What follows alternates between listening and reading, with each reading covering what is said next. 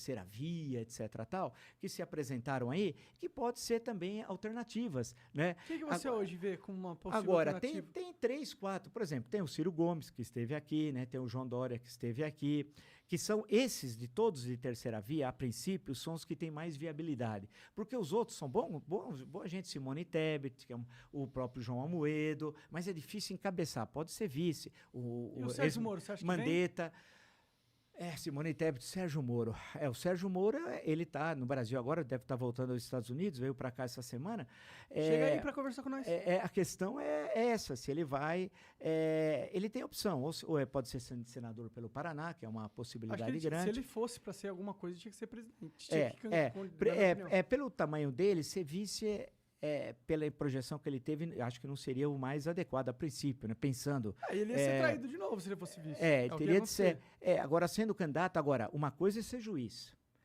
É fácil, eu estou aqui, os advogados estão aqui, os promotores aqui, eu vou lá, decido, etc. tal. Outra coisa é fazer política. Você tem de convencer o outro. Não é que você decide quem é inocente e quem é culpado. Então, ele tem também de assumir uma veste política, porque a tarefa é muito difícil de ser político.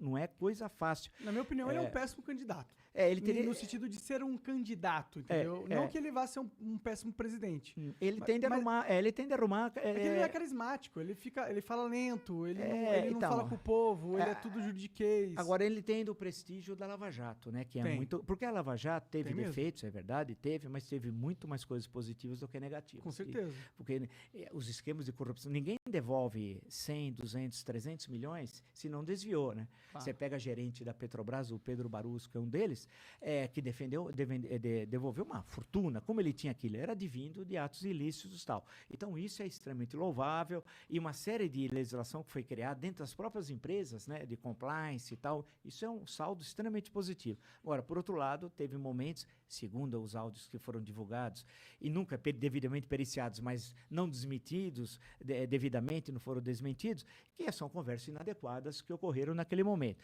E outras condenações acabaram sendo anuladas. Aí tem toda uma discussão entre as várias esferas de justiça no Brasil. Agora, no geral, você pode dizer que ela teve um papel importante. Agora, teve excessos que têm de ser coibidos e tal.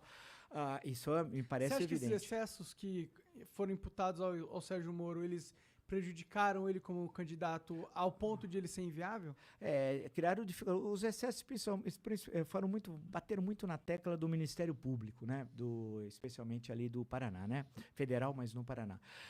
Isso o prejudicou, claro. Ele prejudicou, acho que várias coisas. Ele fez um cálculo errado de ter sido ministro da Justiça, né? Ele poderia ter ficado juiz e aí, se quisesse fazer política, mais lá na frente, que seria agora, aí ele poderia ser candidato. Então, ele fez um cálculo errado. E agora ele está vivendo uma situação difícil, né? Porque ele tem um emprego nos Estados Unidos, não sei se vai continuar ou não lá, né? Mas a situação dele e politicamente é difícil, porque para você ser candidato a presidente da República, precisa ter partido. No Brasil é obrigado a ter partido, não tem outro jeito. E a questão que a Constituição exige, a questão que precisa de dinheiro, de recursos, precisa ter presença nos 27 unidades da federação. Então não é fácil.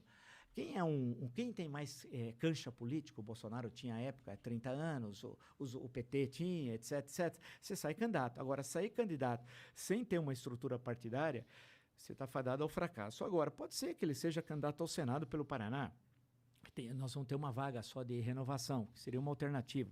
Se ele quisesse ser deputado federal, certamente seria com a maior facilidade pelo Paraná. Mas é a questão que se coloca, é muito complicado. O cenário de 2022 é muito preocupante, porque nós estamos vivendo a pior crise da história do Brasil republicano, a pior crise, o momento mais terrível da história do Brasil, e precisava ter uma discussão de ideias, de projetos. E o meu temor é que nós não tenhamos esse tipo de discussão, né? Tu achou que, pré-pandemia, tu acha que o governo vinha ok? Do Bolsonaro, não, cresceu em 2019, acho que 1,1, se não me engano, que foi muito pouco, né? Porque nós já tínhamos problemas na época já de inserção. A ida dele a Davos, logo no início, em janeiro, é patético, ninguém queria falar com ele, em 2019. Né? Isso se agravou com a questão da pandemia, com aquelas declarações... As queimadas. Com as queimadas da Amazônia, com a querer se envolver na eleição norte-americana. Isso nunca, nenhum presidente fez isso. Então, a coisa já vinha capengando, dia muito, né?